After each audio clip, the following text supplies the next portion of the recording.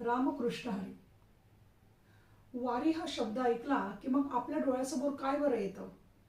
तर डोक्यावर तुळशी वृंदावन घेऊन चालणाऱ्या आजी, टाळ मृदुंगाच्या तालावर नाचणारे आपले वारकरी आणि चारही बाजूंनी घुमणारा ज्ञानेश्वर माऊली, तुकाराम माऊलींचा गजर.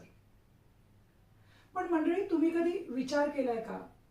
म्हणजे ऊन असो किंवा मुसळधार पाऊस असो, लाखो लोक हसत खेळत शेकडो किलोमीटर का बरं चालतात?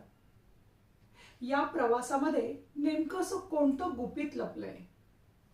तेच तर मी आज सांगणार आहे आजच्या व्हिडिओमध्ये. मंडळी, वारी ही फक्त अध्यात्माची नाहीये, तर आपल्या आयुष्यामध्ये आपण यशस्वी कसं व्हायचं याचं जगातलं सर्वात मोठं आणि प्रॅक्टिकल उदाहरण म्हणजे वारी.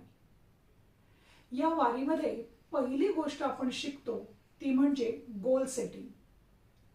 वारीमध्ये पाऊल ठेवणाऱ्या प्रत्येक वारकऱ्याचं ध्येय अगदी लखलखीत स्पष्ट असतं: पंढरपूरचा विठुराया.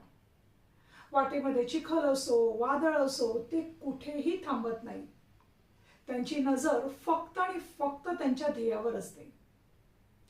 आपल्या अभ्यासाचंही तसंच आहे ना. आपली परीक्षा, आपलं करिअर, आपलं स्वप्न हे पंढरपुरासारखं फिक्स असायला हवं. वाटेत आळस येणार आहे, सोशल मीडियाचं डिस्ट्रॅक्शन येणार आहे, पण आपलं ध्येय जर पक्कं असेल ना, तर मग जगातली कोणतीही गोष्ट तुम्हाला थांबवू शकणार नाही. या वारीतून आपण शिकतो ते म्हणजे सातत्य, कन्सिस्टन्सी. तुम्ही सांगा, आता वारकरी जे आहे ते एकाच दिवसामध्ये पंढरपूरला पोहोचतात का? अजिबात नाही. ते रोज थोडं थोडं पण न थांबता चालत असतात. वारी आपल्याला शिकवते की लास्ट मिनिट अभ्यासापेक्षा रोज केलेला 2-2 तासाचा प्रामाणिक अभ्यास महत्वाचा. या वारीचे एक वैशिष्ट्य म्हणजे तिथे कोणी श्रीमंत नसतं, कोणी गरीब नाहीये, कोणी मोठा नाहीये, कोणी लहान नाहीये, सगळेच माऊली. वारी आपल्याला टीमवर्क शिकवते. ग्रुप स्टडी करा. मित्राला न समजलेला गणिताचा फॉर्म्युला समजावून सांगा. आणि सर्वात महत्त्वाचा धडा आपण या वारीतनं घेतो तो म्हणजे स्ट्रेस मॅनेजमेंट. विचार करा, म्हणजे पायाला फोड आलेले आहे, ते शेकडो किलोमीटर चालून शरीर थकलंय, पण या वारकऱ्यांच्या चेहऱ्यावर हसू असतं. कुठून येतो बरं हा उत्साह? उत्तर एकच: सकारात्मक ऊर्जा आणि श्रद्धा.